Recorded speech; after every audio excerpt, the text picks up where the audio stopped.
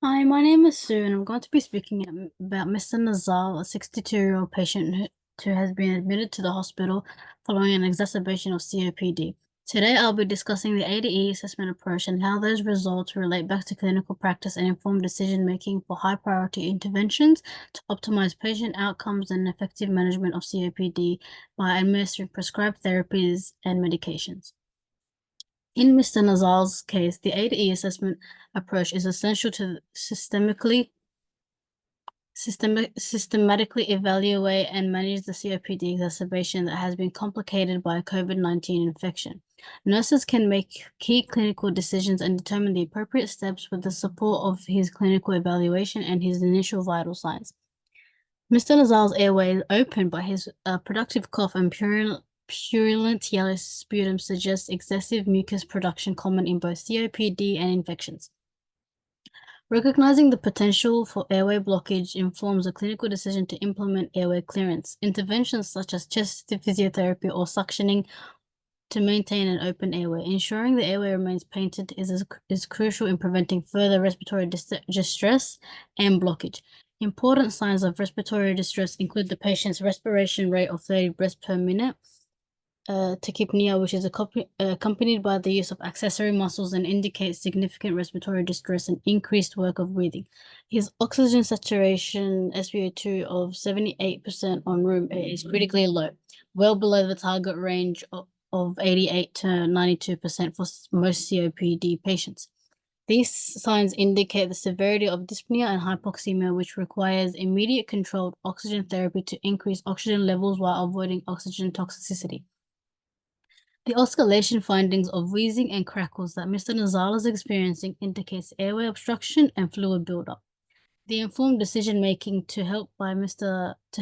Nazzal and relieve him of his symptoms and open up his airway is to administer immediate bronchodilators like salbutamol and ipratropium to reduce airway obstruction and improve gas exchanges, relieving his breathing difficulties. It is imperative to act quickly to stabilize his respiratory condition. Mr. Nazzal's heart rate is 128 beats per minute, indicating sinus tachycardia, and elevated blood pressure, 168/85, indicate cardiovascular strain due to hypoxemia. Tachycardia is a compensatory response as the heart is working harder to deliver oxygen to all the vital organs, while hypertension may result from the stress-related respiratory distress. These signs guide nurses to monitor fluid balance, assess cardiac function through an ECG, and consider IV fluids to support circulation while optimizing oxygenation to reduce the strain on Mr. Nazzal's heart and prevent complications like arrhythmias. Mr. Nazzal's GCS score of 14 out of 15 indicate an altered mental status caused by severe hypoxemia and hypercapnia, leading to respiratory acidosis. This prompts the nurse to make clinical decisions and ensure that treating the hypoxemia through controlled oxygen therapy and closely monitor arterial blood gases to prevent further CO2 retention, which could worsen Mr. Nazzal's consciousness and respiratory function. Mr. Nazzal's fever, elevated white blood cell count, and purulent sputum suggest a bacterial infection alongside his COVID-19 infection. These findings guide the decision to administer antibiotics like azithromycin to manage the fever and implement infection prevention measures to protect against the spread of COVID-19. This integrated assessment provides a comprehensive understanding of Mr. Nazzal's deteriorating condition and guides the nurse's clinical decision to prioritize respiratory support, cardiovascular monitoring, infection management, and the correction of hypoxemia, ensuring all aspects of his care are addressed quickly and effectively. Now, there are 4 key interventions that are prioritized to manage Mr. Nazzal's COPD exacerbation.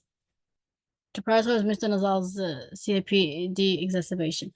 The first intervention is to administer controlled oxygen therapy. This is essential to treating his hypoxemia. The rationale is to increase his oxygen levels to the target range while also preventing respiratory failure and avoiding oxygen toxicity and hypercapnia, which can worsen his condition. The second intervention involves administering bronchodilators such as salbutamol, ipratropium. These medications help relax the airway muscles, reduce bronchoconstriction, and improve airflow. The rationale here is that Mr. Nazzal's wheezing, crackles, and signs of airway obstruction indicate bronchodilators are necessary to enhance gas exchange, reduce respiratory efforts, and ease his breathing. Given Mr. Nazzal's tachycardia and hypertension, the third step is ongoing cardiovascular status monitoring, which is critical. As a result, complications like arrhythmias are avoided with early management. Extended cardiac stress can lead to heart failure. However, careful monitoring, IV fluids, and ECGs can maintain his circulation, lessen heart strain, and avoid heart failure. Lastly, this intervention focuses on infection management. The rationale for infection management through antibiotics and infection control measures is vital to treat the underlying bacterial infection, reduce inflammation, and prevent further spread within the healthcare setting. These interventions, supported by their rationales, aim to stabilize Mr. Nazzal's condition, ensure that he receives comprehensive and targeted care to prevent further complications.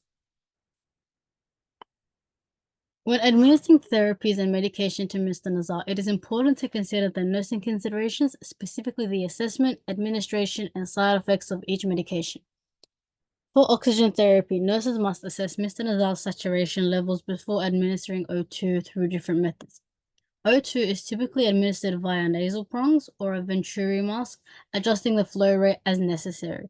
The side effects of administering excessive O2 is fatigue, headaches, nosebleeds, as well as more severe complications such as oxygen toxicity and carbon dioxide retention. So nurses must regularly monitor Mr. Nazzal for signs of respiratory depression. With salbutamol Ventolin, the assessment includes checking lung sounds, respiratory effort, and O2 saturation levels prior to administration. It is given through metered dose inhaler with a spacer for optimal delivery. Common side effects include tachycardia, tremors, and headaches due to its beta agonist effect. It is crucial to monitor the patient's heart rate and electrolyte levels during treatment. Ipratropium Atrovent requires respiratory function assessment, particularly airflow and obstruction. Administered via an MDI or nebulizer, it is often combined with salbutamol for a combined bronchodilator effect. Side effects include dry mouth, urinary retention, and potential exacerbation of glaucoma. So regular checks for these symptoms are necessary, especially in elderly patients. Prednisolone is a corticosteroid commonly given to COPD patients like Mr. Nazzal to help reduce inflammation on the lungs, helping to ease breathing by decreasing mucus production and clearing the airways. When combined with bronchodilators such as salbutamol or ipratropium, prednisolone enhances their effects by relaxing airway muscles and reducing inflammation. Prednisolone works in the background to reduce chronic inflammation, addressing the multiple factors contributing to airway obstruction, inflammation, and mucus production. However, it requires monitoring for side effects like hyperglycemia, fluid retention, and infections due to its immunosuppressive effects.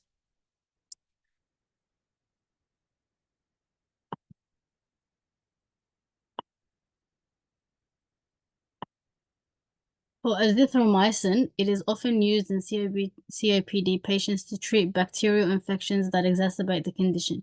It is useful for managing bacterial infections during a COPD exacerbation, which further worsens the symptoms, such as increased sputum production and breathlessness. Side effects of azithromycin include nausea, vomiting, diarrhea, liver enzyme elevations, necessitating and liver function monitoring.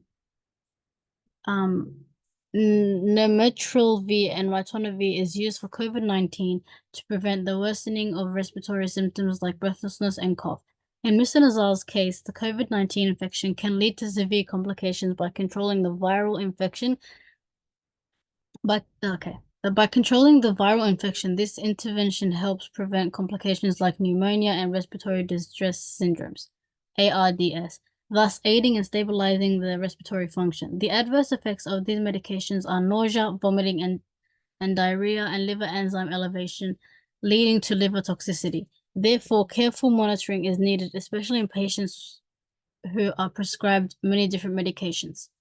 These nursing considerations, grounded in evidence from MIMS, guide the safe and effective administration of treatments to stabilize Mr. Nazzal's condition. Thank you for listening today, and I hope this was informative.